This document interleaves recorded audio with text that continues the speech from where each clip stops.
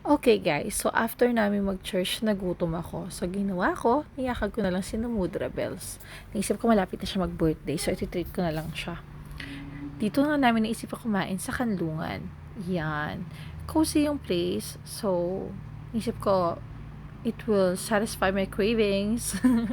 Ayan ang aking batang-batang mudra. Nay, o diba? Mukha bang 70 years old yan? Kabog. So, pumasok na kami at hindi masyadong marami ang tao. May mangilan-gilan lang din naman, pero mas gusto ko na yun. Ayoko kasi ng sobrang crowded. Ayoko na maraming people. So pumili na nga kami. Ayan na yung menu nila. Medyo nakabase yung mga pangalan sa 13 Martyrs. So, meron silang Carb Ocampo, Tuna Agustin, at ayan naman ang kanilang poging-pogi na cashier. Mabait siya, in fairness. Very accommodating sila dito.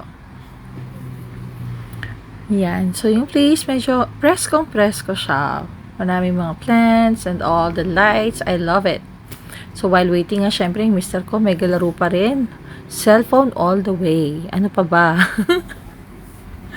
So, ako naman, medyo picture lang and take ng videos.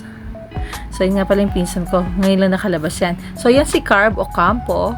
At yan naman si Tuna Agustin. At ito na si Pesto Perez. Ako wala akong in-order. Nakitikim na lang ako sa kanila.